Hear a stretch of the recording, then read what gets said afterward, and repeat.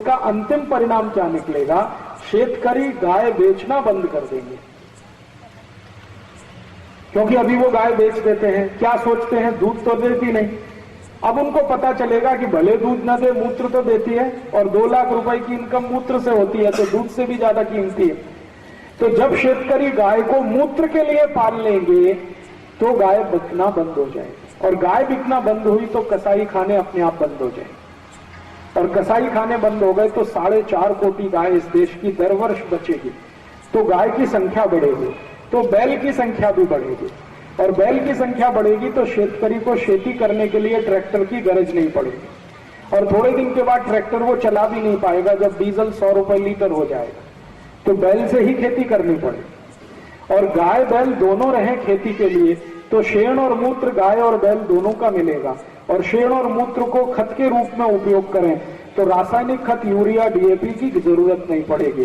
तो शेतकरी समाज का दर वर्षी 3 लाख कोटि रुपए बचत हो जाए जो यूरिया डीएपी में खर्च होता है।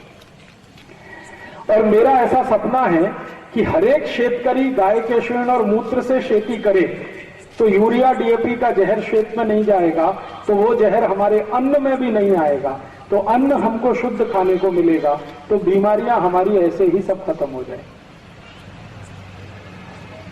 तो हम सुखी हो जाएंगे, देश भी सुखी हो जाएगा। हम कितने सुखी हो सकते हैं अगर हमारे शरीर से बीमारियां खत्म हो जाएं, तो दर वर्षी हमारा 5,40,000 कोटि रुपए का खर्चा बचेगा। और शेतकरी समाज गाय का शेण और मूत्र डालना शुरू करे तो उनका 3 लाख कोटि रुपए बचेगा, माने 8,80,000 कोटि रुपए हर साल देश का बचत हो। इतने रुपए से अगर सोना खरीद लिया जाए तो सोना इतना आता है कि भारत के एक एक गांव की सड़क सोने से बनाई जा सकती, माने एक ही वर्ष में भारत फिर से सोने की चिड़िया बनेगा अगर हमारी गाय बचे तो। गाय बचने का अब एक ही तरीका है कि गाय के मूत्र का प्रचार हो, हम सब मिलकर गोमूत्र का प्रचार करें, इसका उपयोग करें। इस दृष्टि से मैंने आपको ये माहिती दी। आप इस माहिती का दूसरे लोगों को ज्यादा से ज्यादा देने का काम करेंगे तो गाय का भी भला होगा, आपका भी भला होगा, और देश का भी भला होगा। हम गौ माता की जय बोलें तो गौ माता बचनी भी चाहिए, खाली जय बोलने से नहीं चलेगा। गाय माता आपकी बचे तो गौ माता की जय बोलने का लाभ है। खाने वाले भी कम होने चाहिए ना। हाँ, खाने वाले अपने आप कम हो जाएंगे, गाय का मांस नहीं खाएंगे। देखिए, बात सीधी सी है कि अगर कसाई के हाथ में गाय नहीं गई तो कटेगी तो नहीं, कसाई के हाथ में नहीं कटे तो मांस नहीं मिलेगा। जैसे पीने वाले कहीं से भी पीना शुरू कर देते वैसे खाने वाले। हाँ, ऐसे खाने वालों को समझाएंगे, बताएंगे, विचारेंगे उनके साथ, और अगर नहीं मानेंगे तो गांधीगिरी अपनाएंगे, उनको भी रास्ते पे लाएंगे। लेकिन ये एक बार चल पड़ेगा तो बहुत होगा। मैंने मेरे छोटे से गांव में इसका प्रयोग करके देखा। आज से 15 साल पहले हमारे गांव की सब गाय कटने के लिए कसाई खाने में जाती थी, क्योंकि हमारे गांव के शेतकरी गाय दूध ना दे तो सब बेचते। जब से हमने गोमूत्र औषधि बनाने का केंद्र हमारे गांव में शुरू किया, उसके बाद से आज तक एक भी गाय कटने को नहीं गई, क्योंकि हर एक शेतकरी को मूत्र का भाव मिल रहा है। पहले दूध का, जब तक दूध दिया तब तक दूध का, जब दूध नहीं है तो मूत्र का। तो इसलिए अब कोई शेतकरी हमारे गांव से गाय नहीं बेचता।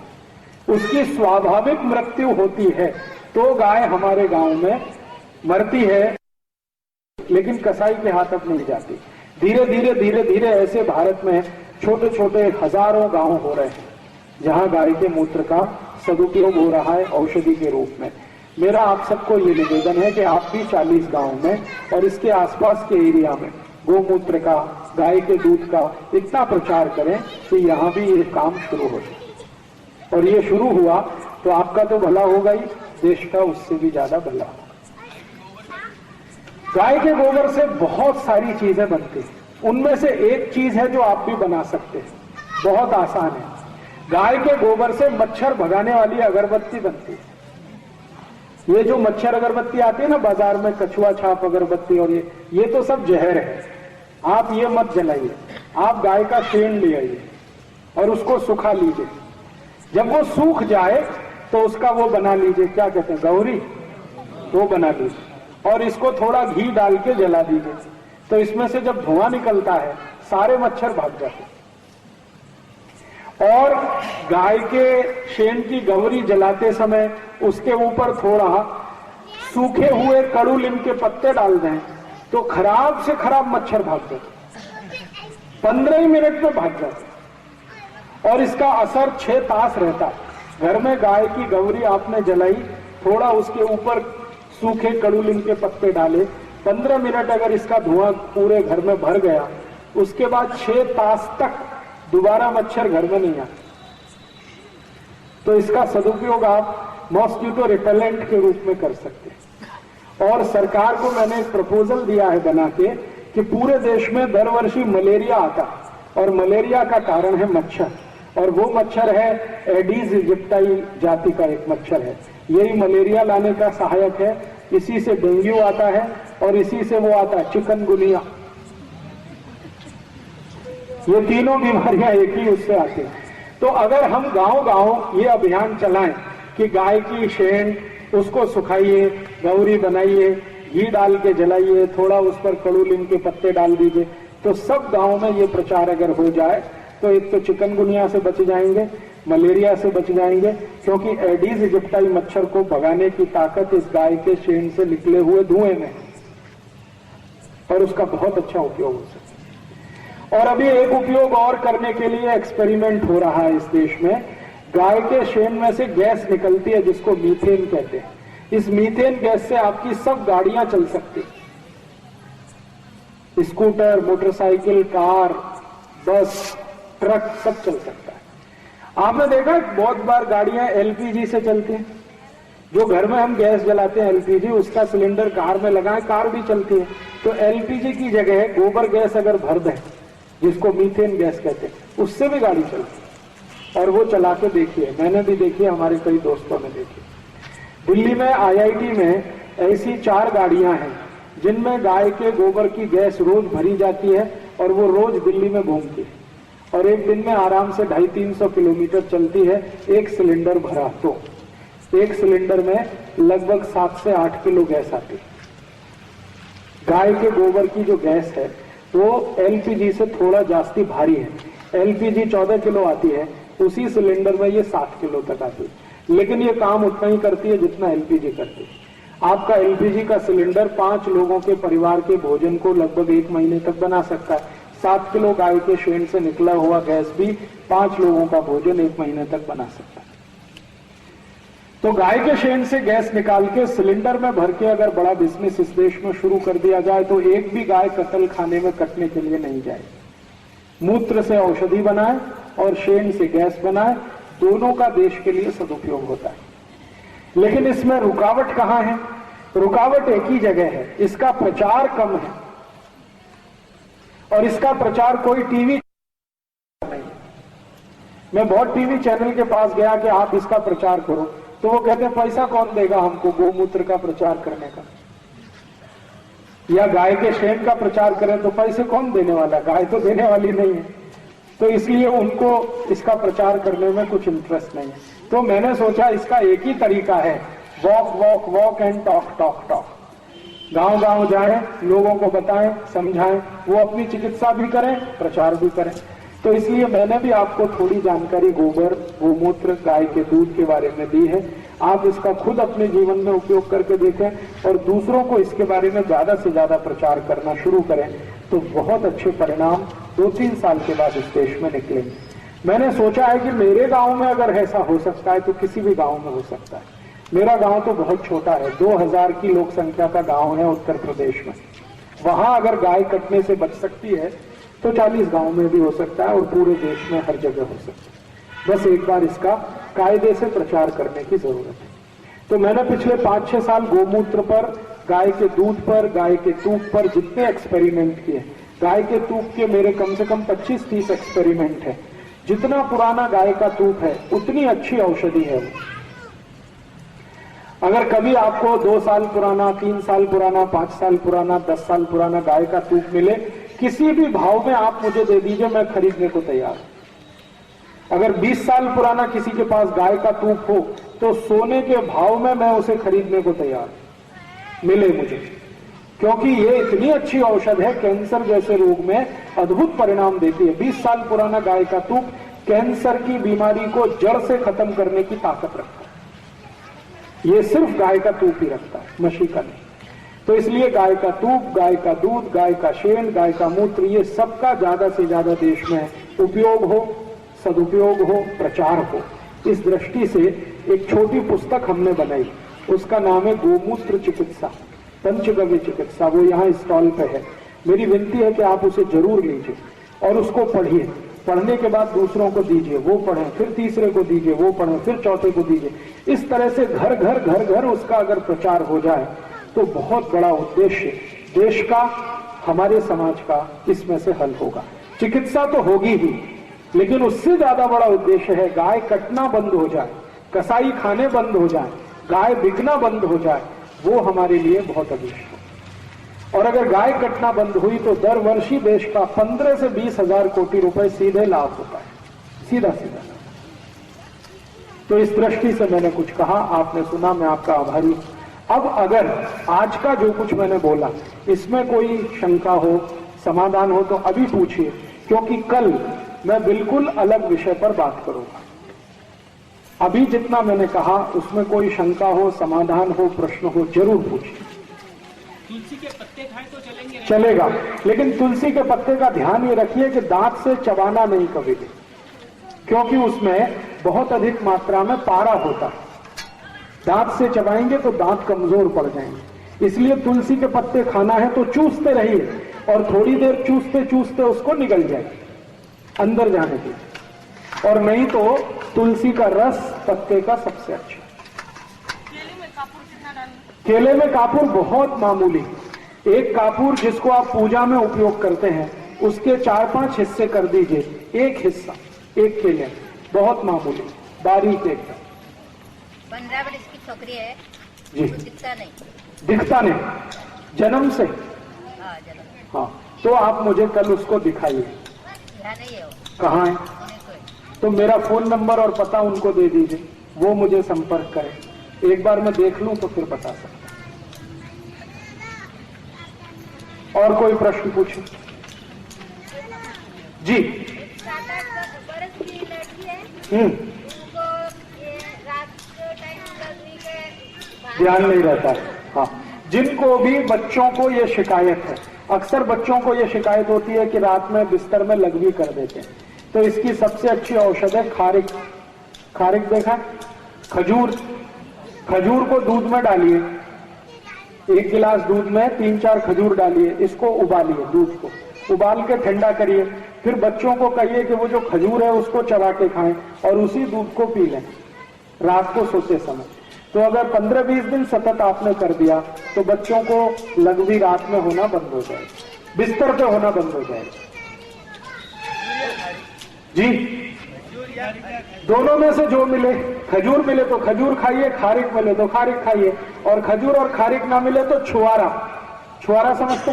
सूखा हुआ बाजार में आता है ना, किशमिश के जैसा छुआरा सूखा हुआ आता है, खारिक बोलते हैं। ठीक है, तो वो ले लीजिए। और कोई प्रश्न पूछे? ये पर्सन है बाबा, उसको पानी जलता ही चलता है नाक से। जिनको भी नाक से बहुत पानी जाता है उनकी 2 औषधि है। एक मैं पहले बता चुका हूं कि उनको दही में चूना मिला के खिलाइए, रोज 100 ग्राम दही 1 ग्राम चूना, 15-20 दिन में ठीक हो जाए। दूसरी उनकी औषध है कि गाय का तूप रात को नाक में डालिए सोते समय, 1-1 थेम दोनों नाक में, तो 3 दिन के बाद ही पानी जाना बंद हो जाए। गाय का तूप। इनका सर्दी बहुत होती है, छींक बहुत आती है, नाक से पानी निकलता है, ऐसे किसी भी मरीज को 1-1 थेम गाय का तूप रात को सोते समय नाक में डाल दीजिए, नींद बहुत अच्छी आएगी और नाक से पानी निकलना, छींक आना, सर्दी, ये सब बंद हो जाए। देखिए, मैं आपको एक छोटी सी जानकारी दे दूं कि हमारे मस्तिष्क में ऐसा एक हिस्सा है जहां तक कोई दवा नहीं पहुंचती, ना होम्योपैथी की, ना एलोपैथी की, ना आयुर्वेद की। किसी भी तरह की दवा मस्तिष्क के कुछ एक हिस्से तक कभी भी नहीं पहुंचती, लेकिन गाय के तूप की ताकत यह है कि वो मस्तिष्क के हर हिस्से तक पहुंच जाता है, हर हिस्से तक पहुंच जाता है। ये अद्भुत है। इस पर अभी रिसर्च कर रहे हैं हम लोग कि ऐसा क्या है गाय के तूप में जो मस्तिष्क के उस हिस्से तक भी पहुंच जाता है जहां तक कोई औषधि नहीं पहुंचती। ये गाय के तूप में है। इसलिए मस्तिष्क की गंभीर से गंभीर कोई बीमारी हो, उसमें गोल का गाय का तूप सबसे अच्छा है। रात को नाक में डाल दीजिए एक एक थे, वो दिमाग के वहां तक पहुंच जाता है जहां कोई नहीं पहुंचता। बहुत अच्छे परिणाम देता है।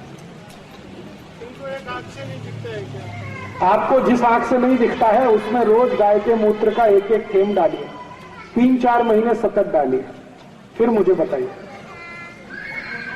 और कोई प्रश्न? जी,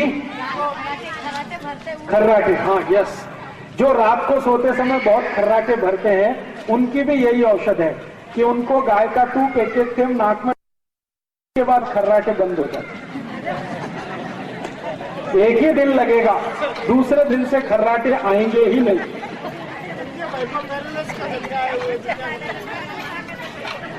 जिनको पैरालिसिस का झटका आया हुआ है, शरीर के किस अंग में आया है वो देखिए, लेफ्ट या राइट? राइट। तो राइट में अगर पैरालिसिस का झटका है तो लेफ्ट नॉस्ट्रल, बाई नाक में, दावे बाजू की नाक में गाय का तूप डालिए। राइट में है तो लेफ्ट में डालिए, लेफ्ट में है तो राइट में डालिए। 3-4 महीने सतत तूप डालिए।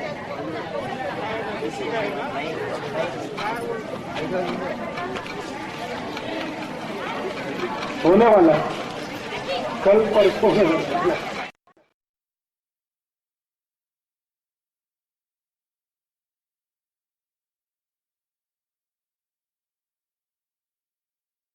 मैं सबसे पहले मनु संस्कृति संस्थान का आभार व्यक्त करता हूं। भाई श्री वरुण का बहुत आभारी हूं, ठाकुर विक्रम सिंह जी का बहुत आभारी हूं, जिन्होंने मुझे इस सम्मेलन में आमंत्रित किया और मेरे एक बहुत प्रिय विषय पर बात करने का, संवाद करने का आपसे मौका दिया।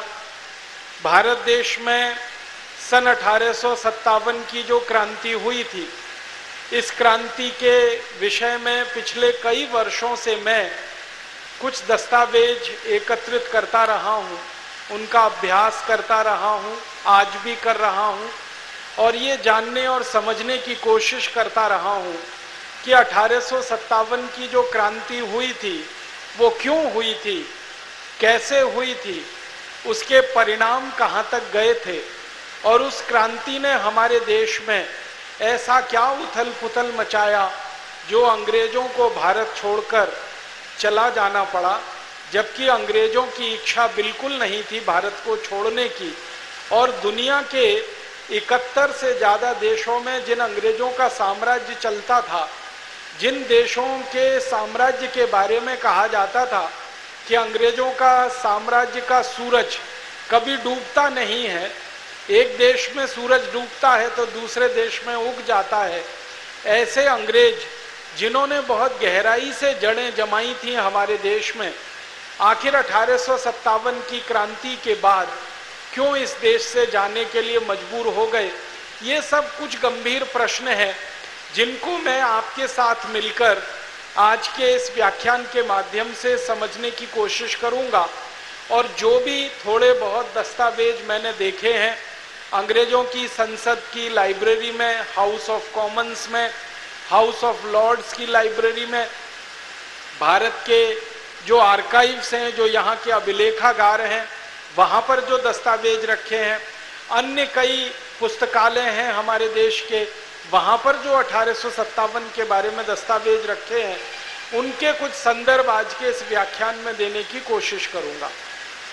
हमारे देश में 1857 का जो स्वाधीनता संग्राम हुआ, ये सबसे अनोखा और सबसे प्रबल था।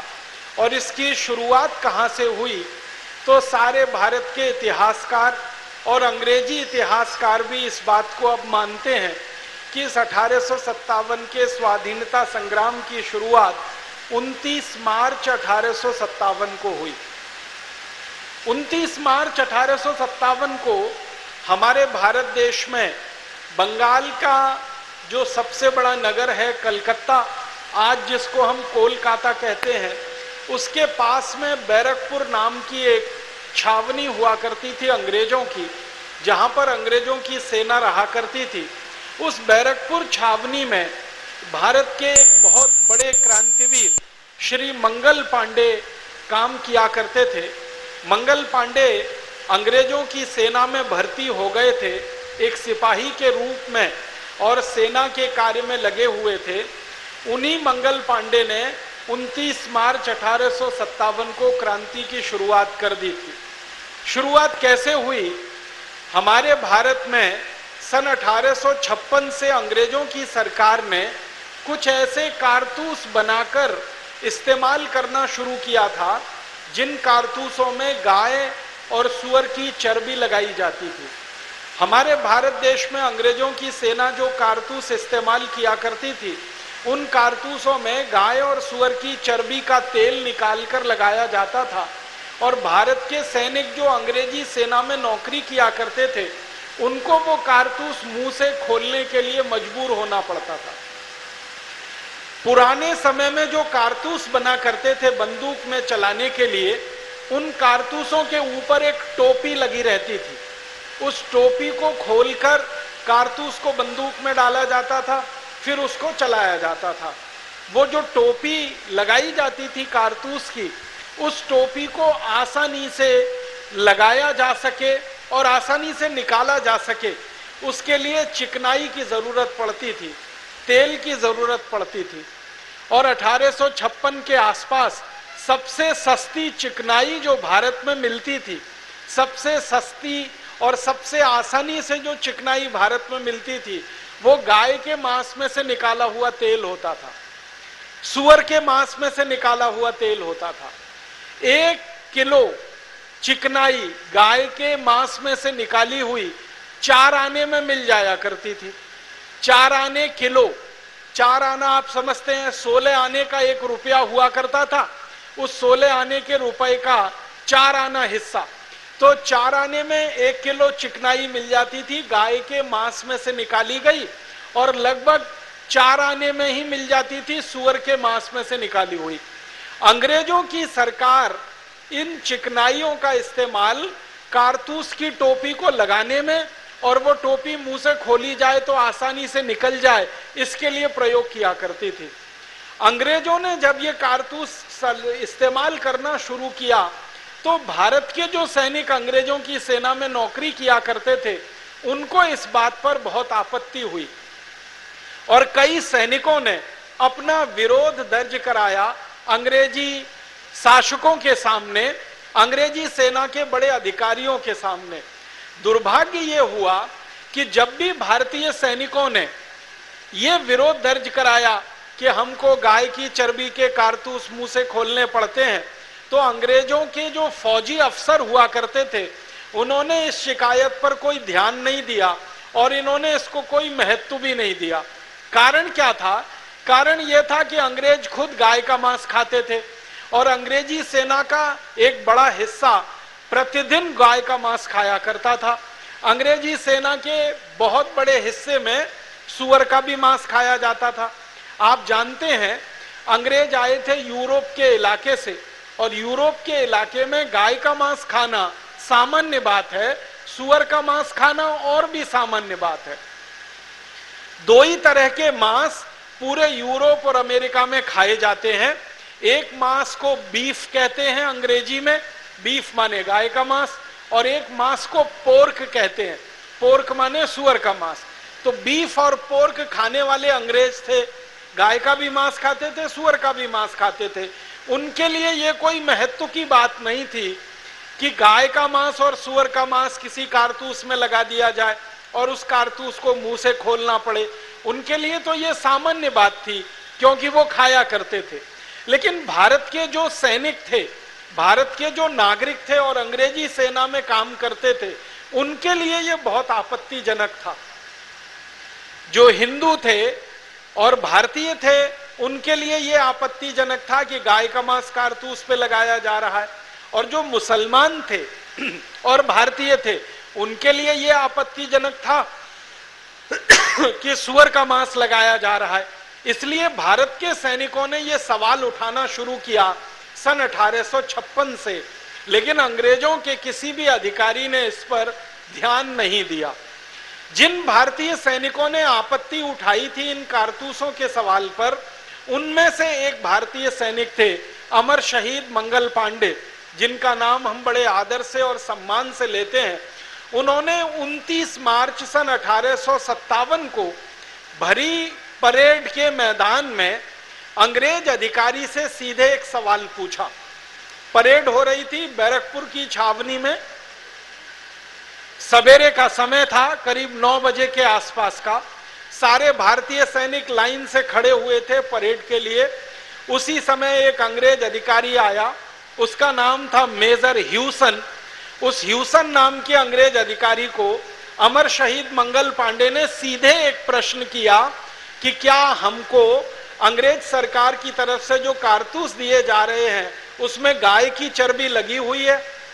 तो मेजर ह्यूसन ने प्रश्न का उत्तर नहीं दिया, ना उसने हां कहा और ना उसने ना कहा।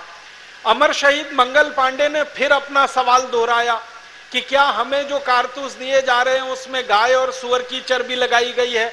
मेजर ह्यूसन ने फिर भी कोई उत्तर नहीं दिया, ना हाँ कहा ना कहा। बस इतने से में गुस्सा आया अमर शहीद मंगल पांडे को। उनके पास अपनी सर्विस राइफल थी, बंदूक थी, उसमें 2 गोलियां भरी हुई थी। उन्होंने वो बंदूक सीधे मेजर ह्यूसन के ऊपर चलाई। मेजर ह्यूसन को गोली लगी, लगने के बाद वो जमीन पे गिरा, थोड़ी देर तड़पा और मर गया। उसके बाद क्या हुआ, उसका एक दूसरा सहयोगी था, उसका नाम था लेफ्टिनेंट वॉग। वॉग नाम का जो अंग्रेज अधिकारी था वो मंगल पांडे को पकड़ने के लिए घोड़े पर चढ़कर दौड़ा। मंगल पांडे ने दूसरी गोली चलाई और वो दूसरी गोली लेफ्टिनेंट वॉग के घोड़े में जाकर लगी और घोड़ा जमीन पर धराशायी हुआ और वॉग घोड़े से गिरकर जमीन पर उठने की कोशिश कर रहा था। इसी बीच में मंगल पांडे ने क्या किया, उनकी जो राइफल थी उसमें एक संगीन लगी हुई थी, वो संगीन को लेके दौड़े और बाघ के छाती में उन्होंने सीधे वो संगीन उतार दी और उसके बाद खून का फव्वारा छूटा और वॉग 4 से 5 मिनट में तड़पकर वहीं मर गया। बहुत सारे भारतीय सैनिक ये दृश्य देख रहे थे और उनके मन में भी कुछ न कुछ करने का गुस्सा और जज्बा पल रहा था। उसी समय मंगल पांडे ने सभी क्रांतिकारी भारतीय सैनिकों को ललकारते हुए कहा कि इन अंग्रेजों ने हमारा धर्म भ्रष्ट किया है, इन अंग्रेजों ने हमारा देश हमसे छीन लिया है, इन अंग्रेजों ने हमारी आजादी हमसे छीन ली है, इन अंग्रेजों ने हमारी स्वतंत्रता का हरण किया है, इन अंग्रेजों ने हमारी संस्कृति का नाश किया है, इन अंग्रेजों ने भारत की लूट की है। इस तरह का एक लंबा सा भाषण लगभग 15 से 20 मिनट का अमर शहीद मंगल पांडे ने दिया। भारतीय सैनिकों में थोड़ा सा क्रोध पैदा हुआ, लेकिन उसी समय अंग्रेजों के एक बड़े अधिकारी को इसकी जानकारी हो गई कि मेजर जनरल ह्यूसन और उसके बाद लेफ्टिनेंट वॉग ये दोनों मारे जा चुके हैं और अमर शहीद मंगल पांडे ने गोली चलाई है। तो अंग्रेजों की एक बड़ी फौज आई और उस बड़ी फौज ने मंगल पांडे को पकड़ने के लिए प्रयास शुरू किया। मंगल पांडे ने अपनी राइफल का कारतूस भरने का जो समय था वो समय का इस्तेमाल ना करते हुए राइफल में आगे जो संगीन निकली रहती है, जो तलवार की धार की तरह से काम करती है, उसका सदुपयोग करना शुरू किया और उस राइफल को तलवार की तरह से चलाते हुए उन्होंने कई अंग्रेज सैनिकों के गले काटे, कई अंग्रेज सैनिकों को घायल कर दिया। अंत में मंगल पांडे पकड़ लिए गए, अंग्रेजों ने उनको गिरफ्तार कर लिया। गिरफ्तार करने के बाद उनका कोर्ट मार्शल हुआ और कोर्ट मार्शल करीब 10 दिन तक चला। 10वें दिन उनको फांसी की सजा सुना दी गई और 8 अप्रैल 1857 को बैरकपुर की छावनी में अमर शहीद मंगल पांडे को अंग्रेजों ने फांसी पर चढ़ा दिया। समस्या ये हुई थी उस समय कि मंगल पांडे को फांसी देने के लिए कोई तैयार नहीं था। फांसी की घोषणा हो चुकी थी, लेकिन उनको फांसी देने के लिए कोई तैयार नहीं था। जितने भी जल्लाद अंग्रेजों की सेना में उस समय नौकरी करते थे बैरकपुर की छावनी में, सबने मना कर दिया कि हम मंगल पांडे को फांसी पर नहीं चढ़ाएंगे। तो अंग्रेजों के सामने समस्या ये खड़ी हुई कि फांसी की सजा तो होनी है, अब जल्लाद कोई तैयार नहीं है, तो क्या किया जाए। तो अंग्रेजों ने कलकत्ता से फिर कुछ दूसरे जल्लादों को मंगवाया। उन जल्लादों को बहुत ज्यादा पैसे का लालच दिया गया, और ना सिर्फ पैसे का लालच दिया गया बल्कि उनको बहुत ज्यादा बड़ी तरक्की मिल जाएगी सेना में, फौज में, उनके बच्चों को जिंदगी भर के लिए फौज में नौकरी मिलेगी और पेंशन की व्यवस्था की जाएगी उनके लिए। ऐसे लालच के साथ 4 जल्लाद कलकत्ता से बुलाए गए। उन जल्लादों ने 8 अप्रैल 1857 को अमर शहीद मंगल पांडे को फांसी पर चढ़ाया। ये दृश्य जब भारतीय सैनिकों ने देखा कि मंगल पांडे का कोई कसूर नहीं था, फिर भी अंग्रेजों ने उनको फांसी पर चढ़ा दिया। उन्होंने एक सीधा सा प्रश्न पूछा था कि क्या कारतूस में गाय और सुअर की चर्बी लगाई जाती है। इस सीधे सवाल का जवाब ना देकर अंग्रेजों ने झूठ मूठ में कोर्ट मार्शल करके मंगल पांडे को फांसी दे दी है। तो भारत के सैनिक जो उस छावनी में रहते थे उनमें बहुत गुस्सा और विद्रोह पैदा हो गया, और बहुत अच्छा एक काम उन सैनिकों ने मिलकर कर लिया। करीब 1100 से ज्यादा भारतीय सैनिकों ने मंगल पांडे की फांसी होने के थोड़ी देर के बाद ही एक संकल्प कर लिया कि अब हम इस गुलामी की नौकरी को छोड़ देंगे, इन अंग्रेजी फौज की नौकरी को हम अब नहीं करेंगे, क्योंकि ना जाने हमारे साथ ऐसा कब क्या हो जाए जो मंगल पांडे के साथ हुआ। तो 1100 से ज्यादा भारतीय सैनिकों ने नौकरी छोड़ दी। वहां से वो जुलूस बनाकर थोड़ी दूर तक पैदल चलकर गए। बैरकपुर में जहां पर यह घटना घटित हुई थी उससे थोड़ी दूर पर गंगा नदी बहती है। ये गंगा नदी के बारे में आप सभी जानते हैं, इनका उद्गम स्थान गंगा नदी का गंगोत्री है, लेकिन अंतिम स्थान गंगा सागर है। गंगा सागर से पहले कलकत्ता पड़ता है, कलकत्ता के नजदीक में बैरकपुर है। तो बैरकपुर छावनी से ये 1100 सैनिक निकले और जुलूस की शक्ल में अंग्रेजी सेना की जो वर्दी उनको मिली थी वो उन्होंने फाड़ के फेंक दी। उनको जो टोपियां दी गई थी वो टोपियां उतार के उन्होंने फेंक दी। उनको छाती पर लगाने के लिए बैज मिलते थे अंग्रेजों की सेना में, वो बैज उन्होंने नोचकर फेंक दिए।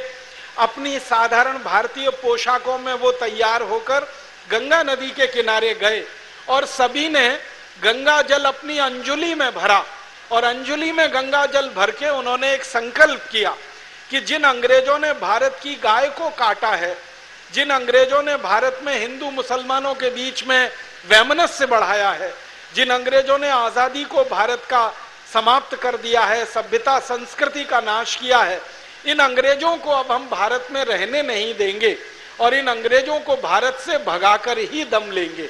बस यहीं से क्रांति की शुरुआत हो गई। ये जो 1100 सैनिक थे, इन्होंने 4-4, 5-5 सैनिकों के समूह बनाए और पूरे देश में इन्होंने उत्तर दक्षिण पूरब पश्चिम फैल जाने का फैसला किया और ये समूह पूरे देश में फैल गए। इन समूहों में जो सैनिक थे, इन सैनिकों का भविष्य जो है कोई बहुत निश्चित नहीं था, लेकिन देशभक्ति का ज्वार उनमें इतना तीव्र था कि उन्होंने अपने भविष्य की परवाह न करते हुए, अपने परिवार और बीवी बच्चों की परवाह न करते हुए गांव-गांव जाना शुरू किया और अंग्रेजों के खिलाफ जो कुछ उन्होंने फौज में देखा था वो गांव में जाकर सुनाना शुरू किया।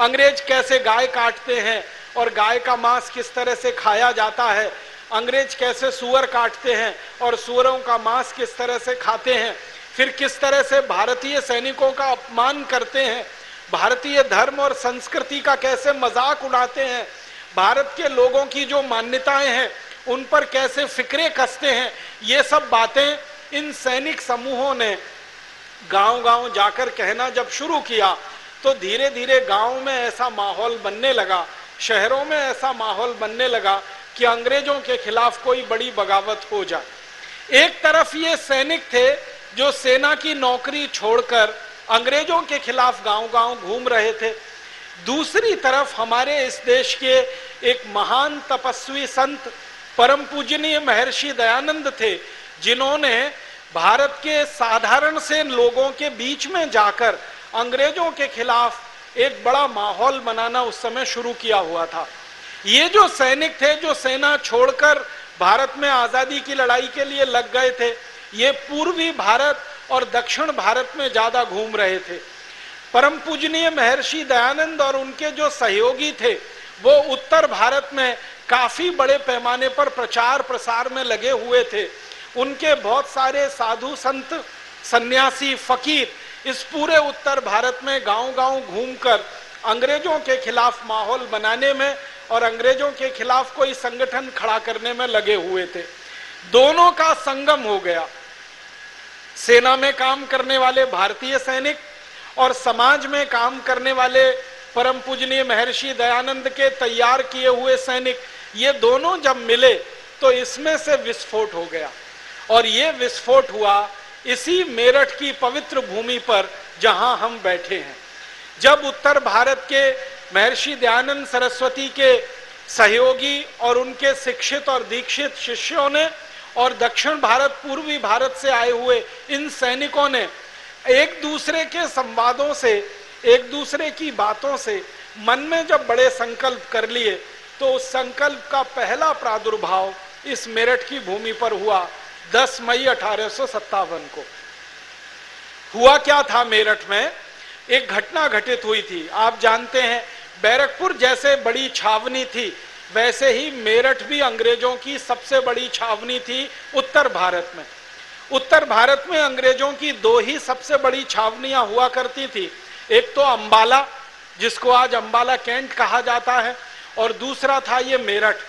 ये मेरठ कैंट का पूरा इलाका अंग्रेजों की छावनी का इलाका था। इस अंग्रेजी छावनी में 6 मई 1857 को बहुत सारे भारतीय सैनिकों ने अंग्रेजी अधिकारियों को कारतूस इस्तेमाल करने से मना कर दिया था। 6 मई 1857 को यहाँ मेरठ कैंट में परेड हो रही थी। उस परेड में भारतीय सैनिक जो अंग्रेजों की फौज में नौकरी करते थे, उनको ये कारतूस दिए गए इस्तेमाल करने के लिए और आदेश मिला कि इन कारतूसों को चलाओ, तो भारतीय सैनिकों ने वो कारतूस चलाने से मना कर दिया। 6 मई 1857 को ये कारतूस चलाने से जब सैनिकों ने मना किया तो अंग्रेज अधिकारियों के कान खड़े हो गए और उनको ये समझ में आने लगा कि बैरकपुर में जो घटना घटित हुई है अमर शहीद मंगल पांडे की बगावत और क्रांति के रूप में, वो शायद मेरठ में भी घटित हो सकती है। वैसा ही कुछ मेरठ में भी हो सकता है। तो अंग्रेज अधिकारियों ने ये फैसला कर लिया कि मेरठ में जो क्रांतिकारी भारतीय सैनिक अंग्रेजों की फौज में हैं, इन सबको फौज से निकाल दिया जाएगा और इनको हथकड़ियां पहनाकर जेल में डाला जाएगा और इनके ऊपर कम से कम 10 साल की सजा का प्रावधान किया जाएगा और इनको जितनी भी बेइज्जती हो सकती है वो बेइज्जती इनकी की जाएगी।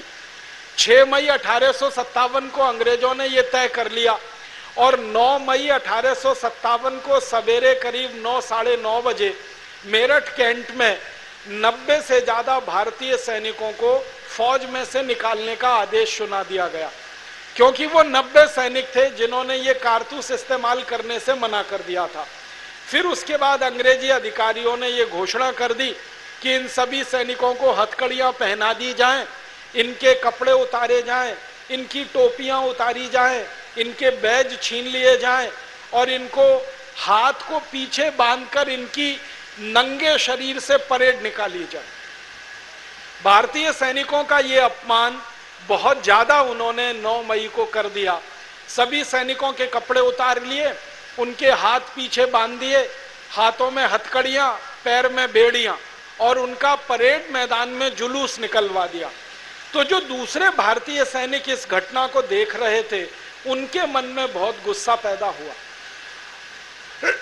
और उन सैनिकों ने अपने गुस्से का उस समय तक तो कोई इजहार नहीं किया, उस समय तक तो गुस्से को उन्होंने प्रकट नहीं किया, लेकिन शाम को करीब 5 बजे के आसपास जो भारतीय सैनिक गुस्सा प्रकट करने की कोशिश कर रहे थे वो मेरठ शहर के बाजार में निकले कुछ सामान आदि खरीदने के लिए।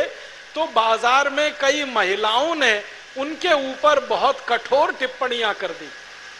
कई माताओं ने, बहनों ने उनको ये कहा कि तुम्हारे जो सहयोगी रहे, तुम्हारे जो भाई रहे, अंग्रेजों ने ऐसे 90 से ज्यादा भारतीय सैनिकों का जो अपमान किया है, उनकी वर्दियां उतारी हैं, उनको शरीर नंगा करके उनकी परेड निकाली है, उनको जो है हथकड़ी और बेड़ियां डालकर उनके साथ जो दुर्व्यवहार किया है, तुम कैसे भारतवासी हो अपने भाइयों के इस अपमान पर चुपचाप बैठे हो। तो सैनिकों का गुस्सा भड़क गया, वो लौटकर वापस आए बाजार से।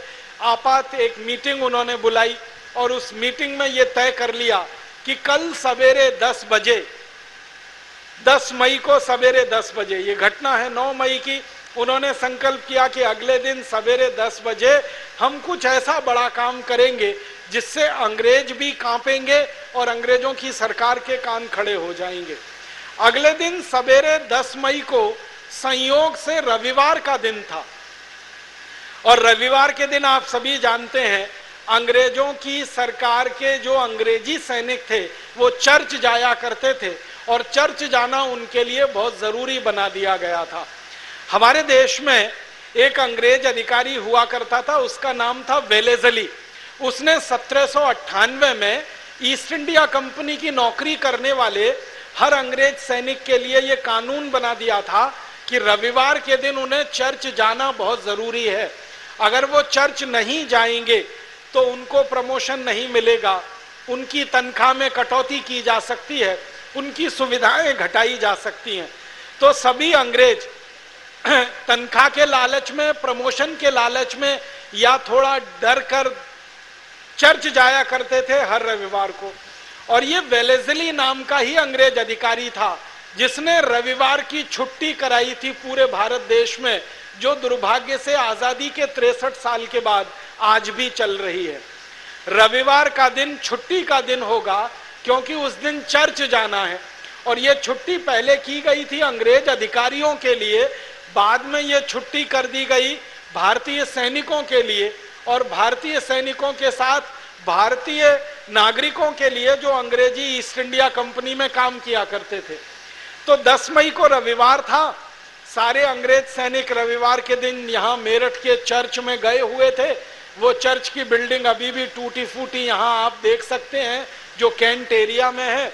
इधर भारतीय सैनिकों ने संकल्प कर लिया था कि अभी अंग्रेजों को सबक सिखा देना है। तो जब अंग्रेज चर्च में अंदर घुसे हुए थे और अपनी प्रार्थना कर रहे थे, उसी समय मेरठ में क्रांति की शुरुआत हुई, बगावत हुई और सबसे पहले भारतीय सैनिकों ने यहाँ का चर्च जला दिया, चर्च में आग लगाई। तो जो अंग्रेज चर्च के अंदर भरे हुए थे वो सब के सब अंदर जल के भस्म हो गए। उनकी कुछ स्त्रियां थीं, उन स्त्रियों को भी उसमें जल जाना पड़ा और कुछ छोटे बच्चे थे उनको भी उस चर्च में जल जाना पड़ा। कुछ बच्चे और कुछ स्त्रियां संयोग से निकलकर बाहर आ गए थे, लेकिन उनको लोगों ने नहीं छोड़ा क्योंकि चर्च में आग लगाने का काम भारतीय सैनिकों ने जरूर किया था, लेकिन आग लगते समय हजारों की संख्या में मेरठ के नागरिक भी वहां उपस्थित थे और उन्होंने चर्च को चारों तरफ से घेर रखा था और उनके मन में गुस्सा इस बात का था कि एक भी अंग्रेज को यहाँ से हम जिंदा वापस नहीं जाने देंगे, जो भी चर्च के अंदर है उसको तो अब यहाँ से सीधे भगवान के पास ही भेजेंगे। उसी के बाद चर्च जलने के बाद यहाँ अंग्रेज अधिकारियों के जितने बंगले थे एक एक करके सब में आग लगाई गई और उन बंगलों में जलकर कई अंग्रेज अधिकारी राख हो गए, खाक हो गए। उसके बाद भारतीय सैनिकों ने मेरठ नगर के नागरिकों के साथ मिलकर पूरे शहर में एक एक मोहल्ले में ये ढूंढना शुरू किया कि कहाँ अंग्रेज छुपे हुए हैं, क्योंकि उनको ये जानकारी मिली कि काफी अंग्रेज अपने घरों से भागकर किसी दूसरे के घर में छुप गए हैं, गलियों में चले गए हैं और भारतीय सैनिक उनको ढूंढते रहे। शाम हो गई और शाम करीब 6-7 बजे तक आते आते मेरठ में एक भी अंग्रेज जिंदा नहीं बचा। सभी अंग्रेजों को भारतीय सैनिकों ने और मेरठ के नागरिकों ने मिलकर कत्लेआम कर दिया।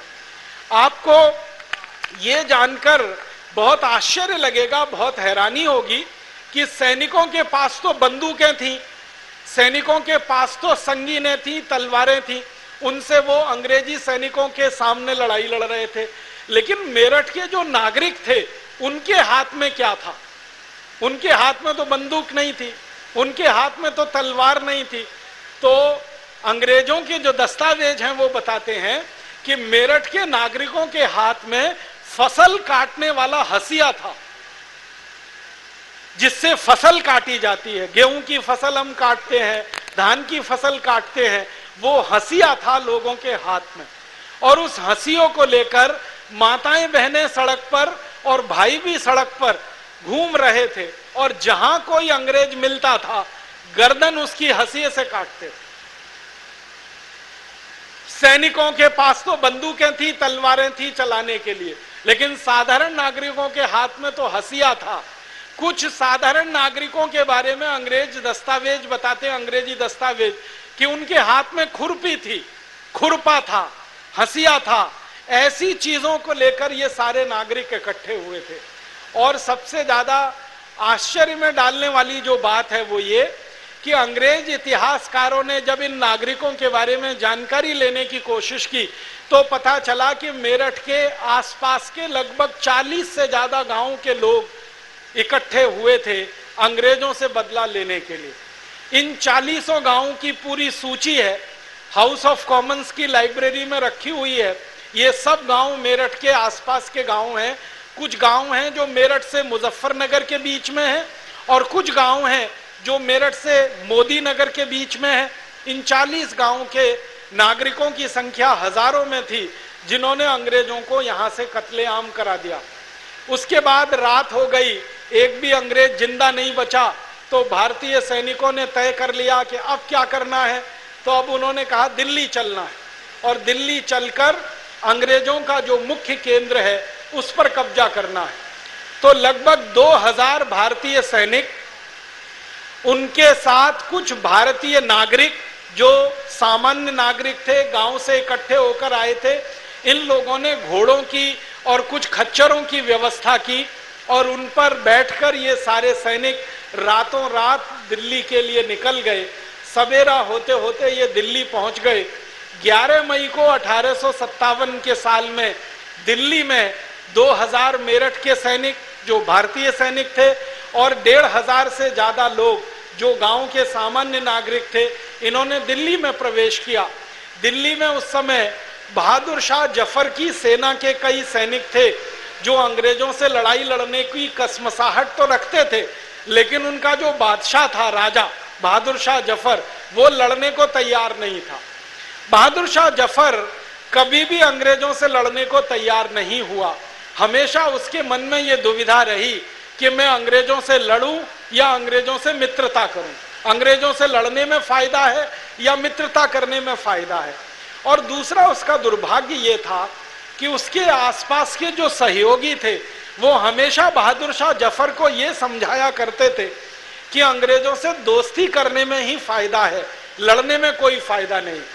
जैसे बहादुर शाह जफर की एक पत्नी थी जिसका नाम था जीनत महल, वो हमेशा बादशाह बहादुर शाह जफर को यही कहा करती थी कि अंग्रेजों से लड़ाई लड़के तो कुछ मिलने वाला नहीं है, इनसे दोस्ती रखेंगे तो शायद हमें कुछ मिल जाएगा।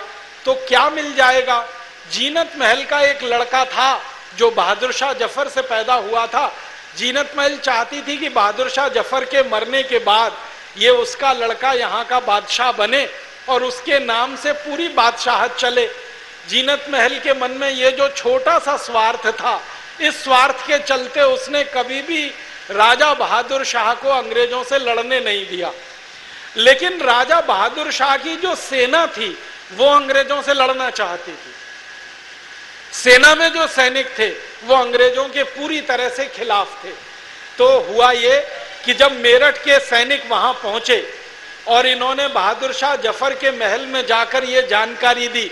महल माने लाल किला, लाल किले में बहादुर शाह जफर रहा करता था, वही उसके महल के रूप में इस्तेमाल हुआ करता था। तो सैनिकों ने जाकर ये सूचना दी कि मेरठ में तो क्रांति हो गई है और अब वो क्रांति दिल्ली में हमें करनी है। तो बहादुर शाह जफर के सारे सैनिक मेरठ के सैनिकों के साथ आकर गले मिले और उन्होंने कहा कि हमें तो क्रांति दिल्ली में भी करनी है, राजा माने तो अच्छा है, नहीं माने तो हम तो क्रांति करेंगे। अब मेरठ के सैनिक, दिल्ली के सैनिक इकट्ठे होकर बहादुर शाह जफर के पास पहुंचे। बहादुर शाह जफर ने बहुत देर तक सोचते हुए कहा, ना हाँ ना ना। एक स्पष्ट रूप से हाँ भी नहीं कह रहा था, दूसरी तरफ से ना भी नहीं कह रहा था। फिर मेरठ के सैनिकों ने बादशाह को कहा कि देखो, आप अगर लड़ाई लड़ो हमारे साथ तब आपका नाम इतिहास में रहेगा, नहीं लड़ोगे तो हम तो लड़ने ही वाले हैं और वैसे भी आप मारे जाओगे। अंग्रेज आपको हमारा जासूस कहेंगे और जिंदा नहीं रहने देंगे और हम आपको अब बिना लड़ाई लड़े छोड़ेंगे नहीं। इसलिए आप राजी राजी आते हो हमारे साथ तो अच्छा है, नहीं तो बेराजी हम आपको ले ही लेंगे अपने साथ। बहादुर शाह जफर ये सुनकर थोड़ा परेशान हो गया। फिर उसने मेरठ के सैनिकों से कहा कि भाई मेरे पास तो राजा की पदवी भी नहीं है, ये तो अंग्रेजों ने छीन ली है। मैं तो नाम का राजा हूं, ना मेरा कोई कानून यहां चलता है, ना मेरा कोई हुक्म मानता है, ना मेरे पास पैसे हैं, ना मेरे पास कोई धन दौलत है। मैं तो गरीबी में जीवन बिता रहा हूं, मैं तो आपको तनख्वाह भी नहीं दे सकता, पगार नहीं दे सकता। तो मेरठ के सैनिकों ने कहा कि हम तनख्वाह और नौकरी के लिए लड़ाई नहीं लड़ रहे, हम देश की आजादी के लिए लड़ाई लड़ रहे हैं, अंग्रेजों से आजाद कराना है देश को, इसके लिए लड़ रहे हैं। और हम आपसे वेतन मांगने नहीं आए, वेतन के लिए हमें जो जरूरत पड़ेगी वो हम उसका इंतजाम कर लेंगे। आप तो बस घोषणा करो कि हमें अंग्रेजों के खिलाफ युद्ध शुरू करना है। तो बहादुर शाह जफर ने मेरठ के सैनिकों के दबाव में, दिल्ली के सैनिकों के दबाव में घोषणा कर दी और उस घोषणा का बहुत बड़ा असर हुआ। पूरी दिल्ली में 50,000 से ज्यादा सैनिक इकट्ठे हो गए पूरी दिल्ली में। आप देखो, मेरठ से 2000 सैनिक गए थे और लगभग 1500 साधारण लोग गए थे। इन्होंने दिल्ली में घूम घूम कर 2-3 दिनों के अंदर 50,000 से ज्यादा सैनिकों को इकट्ठा कर लिया और उन 50,000 सैनिकों ने इकट्ठा होकर अंग्रेजों के ऊपर धावा बोल दिया। अंग्रेजों का सबसे बड़ा गढ़ उस जमाने में दिल्ली में हुआ करता था दरियागंज का इलाका। ये जो दरियागंज आज आपको दिखाई देता है, ये पूरा अंग्रेजों का गढ़ हुआ करता था। अंग्रेजों के सारे बड़े अधिकारी इसी दरियागंज इलाके में रहा करते थे। अंग्रेजों के जितने बड़े ऑफिसेस थे, कार्यालय थे, वो दरियागंज इलाके में चला करते थे। अंग्रेजों का एक बड़ा चर्च दरियागंज में था, वो आज भी है। एक हॉस्पिटल हुआ करता था, वो आज भी है। और अंग्रेजों की सरकार जो मुद्रा बनाती थी, सिक्का छापती थी, उसका छापा खाना भी दरियागंज में ही हुआ करता था। और अंग्रेजों का एक बहुत बड़ा अखबार निकलता था उस जमाने में, उसकी प्रिंटिंग प्रेस भी दरियागंज में। माने ये दरियागंज सबसे महत्वपूर्ण इलाका था अंग्रेजों का। तो इन मेरठ के सैनिकों ने और दिल्ली के सैनिकों ने मिलकर दरियागंज पर ही धावा बोला। और आपको ये जानकर बड़ी हैरानी होगी कि एक दिन पूरा और आधा दिन अगले दिन, माने 1.5 दिन के अंदर मेरठ के सैनिकों ने और दिल्ली के सैनिकों ने मिलकर 11,000 से ज्यादा अंग्रेजों को खत्म कर दिया दिल्ली में 1.5 दिन के अंदर। 11,000 अंग्रेज सैनिक मारे गए। और जब इतने बड़े पैमाने पर अंग्रेजों का कत्लेआम दिल्ली में हुआ तो फिर पूरे भारत में इसकी एक लहर शुरू हो गई। दिल्ली की खबर जहां जहां तक पहुंची, वहां वहां तक अंग्रेजों का कत्लेआम शुरू हो गया। दिल्ली से खबर निकली, 1.5 दिन में दिल्ली आजाद हो गई अंग्रेजों की गुलामी से। आप कल्पना कर सकते हैं, अंग्रेजों की सत्ता का सबसे बड़ा केंद्र एक दिन पूरा और आधा दिन, माने 36 घंटे में पूरा दिल्ली आजाद था अंग्रेजों की गुलामी से। यूनियन जैक दिल्ली में जहां जहां था सब जलाकर क्रांतिकारियों ने फेंक दिया था और हर जगह भारत का झंडा दिल्ली में लहरा गया था। दिल्ली से खबर अलीगढ़ पहुंची, अलीगढ़ से मेरठ, माफ करना, एटा पहुंची, एटा से इटावा पहुंची, इटावा से मैनपुरी पहुंची, मैनपुरी से कानपुर पहुंची, कानपुर से लखनऊ पहुंची, लखनऊ से आगे आगे खबर पहुंचती रही। और एक दूसरा क्षेत्र था कि दिल्ली से खबर मुरादाबाद पहुंची, मुरादाबाद से बरेली पहुंची, बरेली से शाहजहांपुर पहुंची। तो एक अलीगढ़ की दिशा में और एक बरेली की दिशा में, दोनों तरफ जगह जगह अंग्रेजों के खिलाफ भारत के नागरिकों ने, सैनिकों ने जो मोर्चाबंदी की है और उसका जो वर्णन है वो अद्भुत है। आप ये सुनकर जरूर गौरव महसूस करेंगे कि भारत के क्रांतिवीरों ने और साधारण नागरिकों ने 15 दिन के अंदर 51,316 अंग्रेज सैनिकों को मौत के घाट में सुला दिया, 15 दिन के अंदर। और 51,316 ये अंग्रेज जो मारे गए ना, इनकी कब्र सब भारत में है। उन कब्रों की गिनती हुई तब ये पता चला कि इतने अंग्रेज मारे गए इस देश। और ये अंग्रेज जो मारे गए, आपको ये भी सुनकर हैरानी होगी कि कुल जो अंग्रेज भारत में थे 1857 में, उन अंग्रेजों की संख्या 51,630 थी और 51,316 मारे गए, माने लगभग 300 अंग्रेज जिंदा बचे।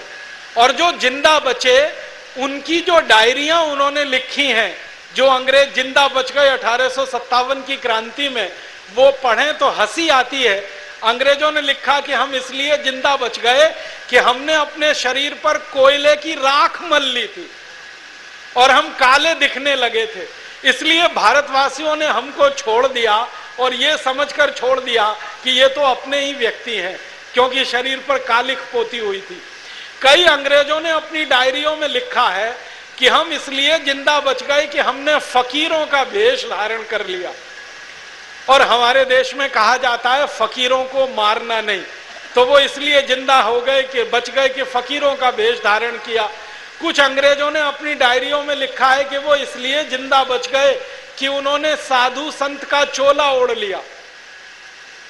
और कई अंग्रेज, कम से कम 250 से ज्यादा अंग्रेजों ने अपनी डायरी में इस बात को स्वीकार किया है कि उनके पास जो भी कपड़े थे, उस कपड़े को सबसे पहले उन्होंने नारंगी रंग में रंगा, क्योंकि ये नारंगी रंग भारत में श्रद्धा का, सम्मान का प्रतीक है। और अंग्रेजों को लगा कि जिंदा बचने के लिए इस नारंगी की शरण में ही जाना पड़ेगा, भगवा ही लेना पड़ेगा। तो अंग्रेजों ने अपने कपड़े भगवा रंग में रंग लिए और उन कपड़ों को उन्होंने पहन लिया और भारतीय लोगों ने उनको छोड़ दिया, उनके ऊपर दया दिखाई। लेकिन जो अंग्रेज छूट गए वही हमारे लिए खतरनाक साबित हो गए। ये छूटे हुए अंग्रेज, ये बचे हुए अंग्रेज किसी तरह से भारत से इंग्लैंड वापस चले गए और लंदन वापस जाने के बाद इन्होंने जो कहानी सुनाई तो ब्रिटिश पार्लियामेंट परेशान हो गई। और ब्रिटिश पार्लियामेंट में ये तय किया गया कि भारत जैसा देश अगर हमारे हाथ से निकल गया तब तो सारी दुनिया के देश हमारे हाथ से निकल जाएंगे।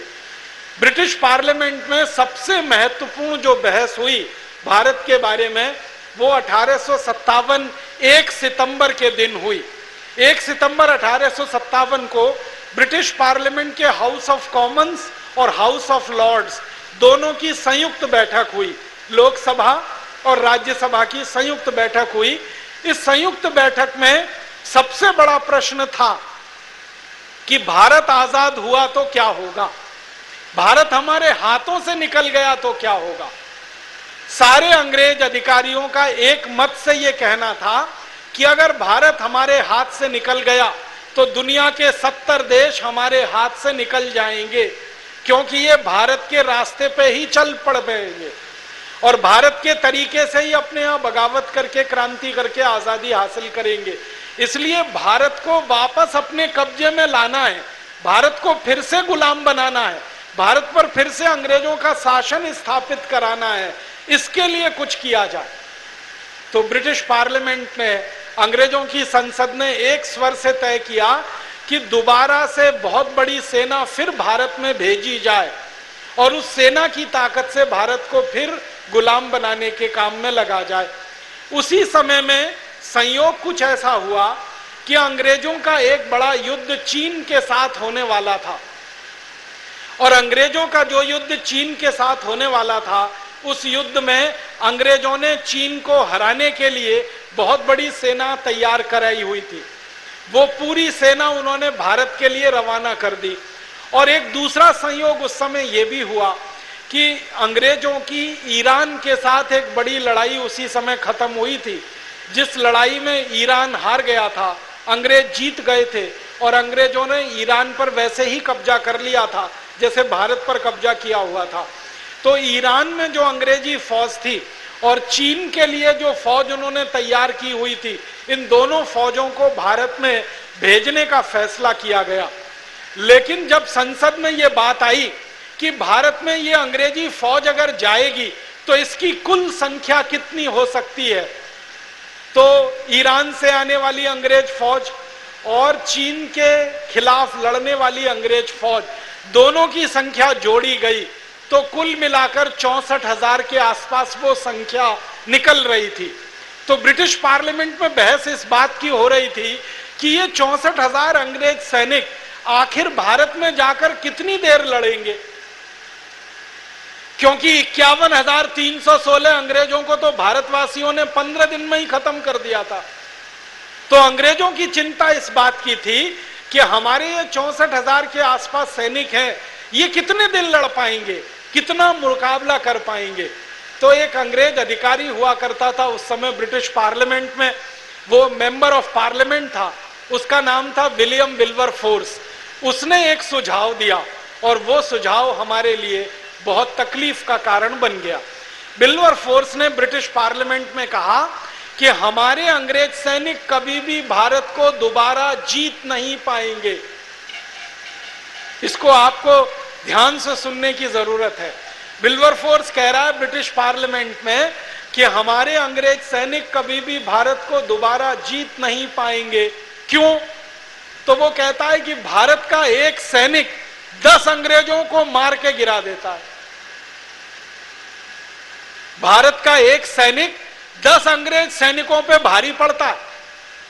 और विल्बरफोर्स कहता है कि जो भारतीय सैनिक अंग्रेजों की सेना में भारत में काम कर रहे हैं, उन्हीं की संख्या 2,64,000 से ज्यादा है।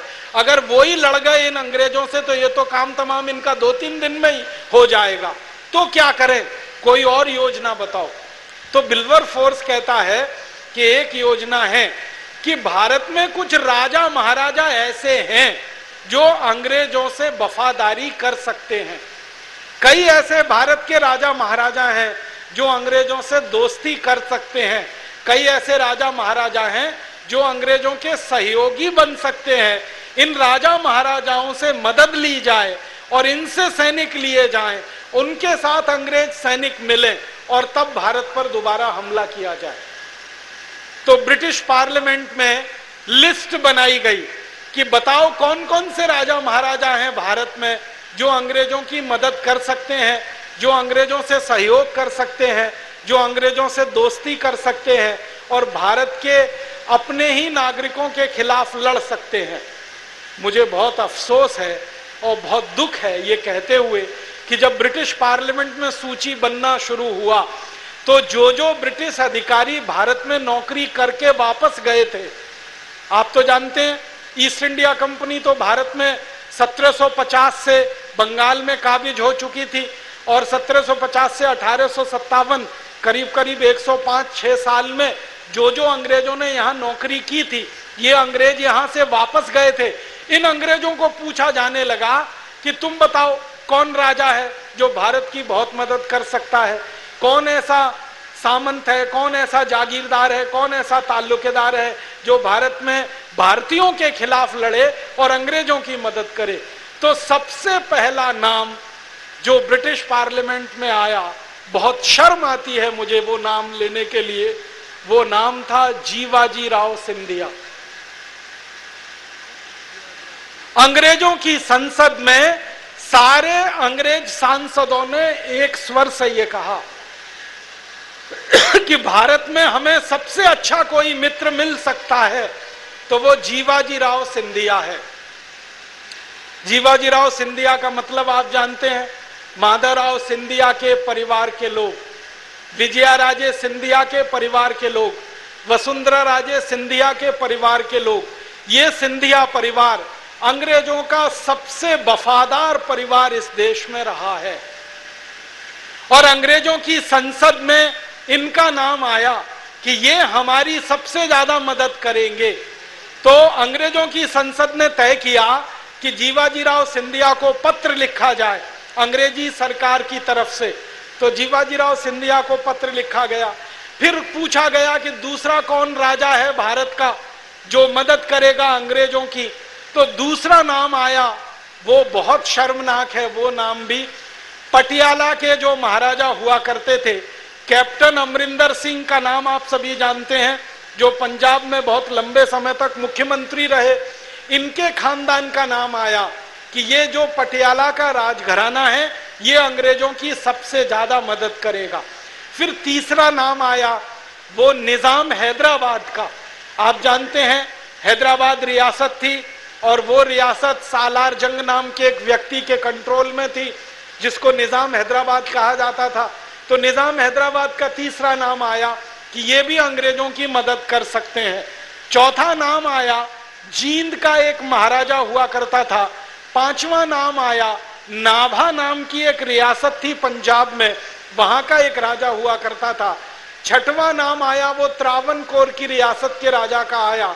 सातवां नाम जूनागढ़ की रियासत के राजा का आया। फिर आठवां नाम 10वां, 11वां, 12वां, 50, 60, 70, 80 ऐसे सैकड़ों नाम अंग्रेजों की संसद में आए।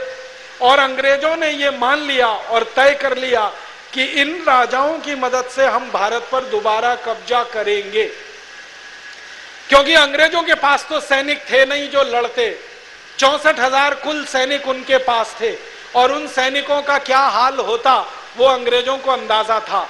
तब ये चिट्ठियां लिखी गई और भारत के इन राजाओं से संपर्क किया गया। तो सबसे पहले जीवाजी राव सिंधिया ने अंग्रेजों को वायदा किया कि आप दोबारा अगर भारत में आते हैं और क्रांतिकारियों से लड़ाई लड़ेंगे तो मेरी 40,000 सैनिकों की फौज आपकी सेवा में रात दिन खड़ी रहेगी।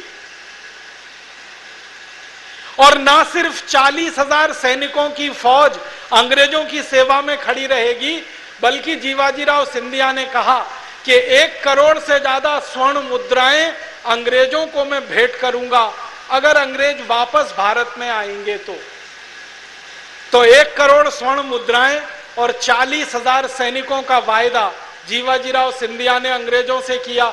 इसी तरह पटियाला के महाराजा ने वायदा किया, इसी तरह जींद के महाराजा ने वायदा किया, इसी तरह से नाभा के महाराजा ने वायदा किया। और अंग्रेजों ने हिसाब लगाया तो पता चला कि ये भारत के जो राजा महाराजा अंग्रेजों को फौज देने को तैयार हैं, वो फौज कुल मिलाकर 3 लाख 3.5 लाख से ज्यादा हो रही है। तब अंग्रेजों को भरोसा आ गया और उनको लगा कि 3.5 लाख से ज्यादा तो भारतीय सैनिक मिल रहे हैं, 64,000 हमारे पास अपने सैनिक हैं।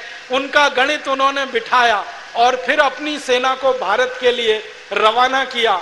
और जब तक अंग्रेजों की सेना भारत में पहुंची, ईरान से आई हुई सेना और चीन के युद्ध की तैयारी में लगी हुई सेना, उसको भारत आने में समय लगा। जितना समय इस सेना को भारत पहुंचने में लगा उतने समय तक भारत पूरा देश स्वतंत्र रहा, पूरा देश स्वतंत्र रहा, सारा भारत आजाद रहा। 1857 के जो दस्तावेज हैं वो बताते हैं कि 10 मई 1857 से लेकर 19 सितंबर 1857 तक सारे भारत के 350 से ज्यादा जिले अंग्रेजों की गुलामी से पूरे आजाद रहे। 350 जिलों में अंग्रेजों के खिलाफ ये क्रांति की बगावत हुई। और ये 350 जिले उस जमाने में रियासतों के बराबर हुआ करते थे। जैसे मेरठ आजाद रहा 10 मई से लेकर 19 सितंबर तक, दिल्ली आजाद रहा 10 मई से लेकर 19 सितंबर तक, दिल्ली के आसपास अलीगढ़, एटा, बदायूं,